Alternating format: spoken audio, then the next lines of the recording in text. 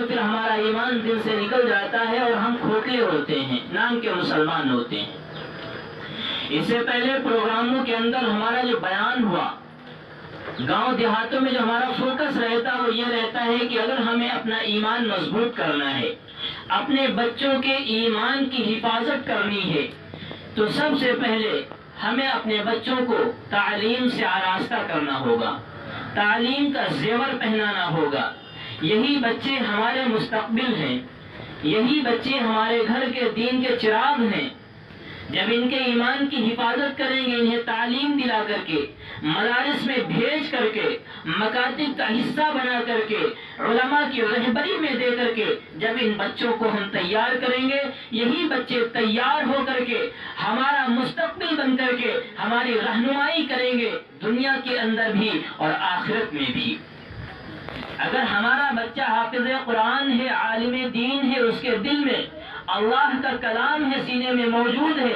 تو میدان محشر میں بھی جب ہمارے جہنمی ہونے کا اعلان ہو چکا ہوگا، اس وقت بھی ہمارا یہی بچہ جس کو ہم نے محنت کر کے، مشقت کر کے، وقت کو فارغ کر کے مدرسے میں ڈال کر کے قرآن کریم کا حافظ بنایا تھا، وہی بچہ ڈٹ کر کے سامنے کھڑا ہوگا اور اللہ سے گہار لگائے گا کہ اللہ یہ ہمارے ماں باپ ہیں، ہمارے حفظ قرآن ہونے میں ان کی محنتیں رہی ہیں، انہوں نے مشقتیں اٹھائی ہیں، انہوں نے تمام تر کاموں سے فارغ کر کے ہمیں مدرسے میں چھوڑا تھا۔ وہ بچہ ہمارا سفارشی بن کر کے اللہ کے سامنے کھڑا ہوگا، گر گرائے گا، روئے گا، اللہ سے مانگے گا اور وہ ہمیں بچا لے گا۔ ہمارا اعلان ہو چکا تھا جہنمی ہونے کا، جہنم میں پھینک دینے کا، ڈال دینے کا اعلان ہو چکا تھا، وہ ہمارا بچہ وہاں پہ کام آ رہا ہے، وہ ہمیں جہنم سے بچا کر کے جنت میں داخلے کا سبب بن رہا ہے۔ یہ اس وقت ہوگا جب رہتی دنیا کے اندر تمام نعمتوں کو استعمال کرتے ہوئے ہم سوچیں گے کہ اللہ نے اولاد کی نعمت دی ہے، ہم اس نعمت کا صحیح استعمال کریں، اللہ نے صحت دی ہے، اس صحت کا صحیح استعمال کریں، اللہ نے مال سے نوازا ہے، اس مال کا صحیح استعمال کریں۔ جب اللہ کی تمام نعمتوں کو صحیح طور سے استعمال کریں گے تو یہی بچے ہمارے لیے ہیرا بن کر کے اور ہمارے لیے دین کی روشنی بن کر کے ابھریں گے۔ بڑے دکھ کے ساتھ ہم ایک بات کہا کرتے ہیں کہ آج ماں باپ جن کے بارے میں اللہ کے نبی علیہ السلام نے احادیث شریف کے اندر فرمایا کلکم راعٍ وکلکم بن کر کے اور ہمارے لیے دین کی روشنی بن کر کے ابھریں گے۔ بڑے دکھ کے ساتھ ہم ایک بات کہا کرتے ہیں کہ آج ماں باپ جن کے بارے میں اللہ کے نبی علیہ السلام نے احادیث شریف کے اندر فرمایا کلکم راعٍ وکلکم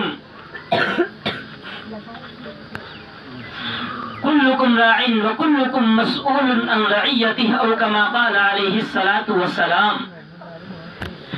فرمایا کہ ہر نگراں سے اس کے ماتحت کے بارے میں سوال کیا جائے گا، پوچھا جائے گا کہ یہ ان کو تمہاری ماتحتی میں دیا گیا تھا، تم نے ان کا کیسا استعمال کیا، کیسی راہ دکھلائی۔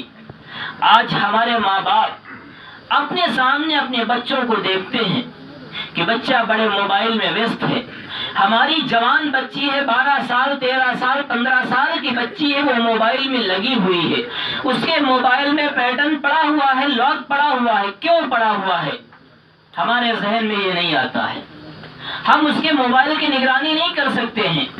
ہم ڈر رہے ہیں کہ اپنی جوان بچی سے اگر یہ سوال کر دیں گے تو ہماری بچی ناراض ہو جائے گی، لیکن وہ ڈر ہمارے دل میں پیدا نہیں ہوتا کہ اگر ہم نے دنیا میں سوال نہیں کیا اور اللہ نے ہم سے سوال کر دیا اولاد کے بارے میں، پھر اس کا جواب ہم کیسے دیں گے؟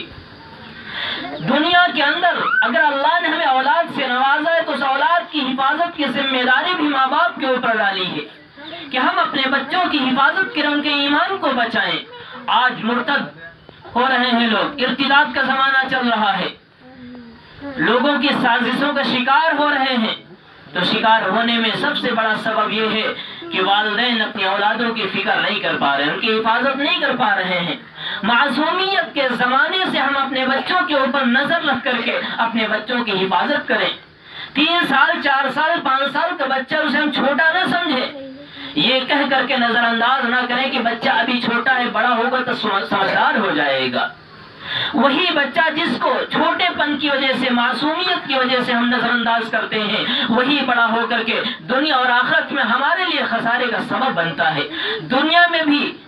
لوگوں کے سامنے ہمارے لیے رسوائی کا سبب بنتا ہے، اور اللہ کے سامنے بھی وہ رسوائی کا سبب بنے گا۔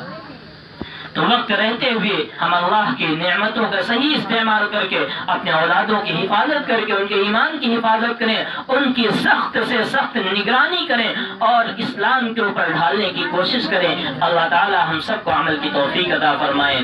اب ہم سندیلے سے آئے ہوئے مہمان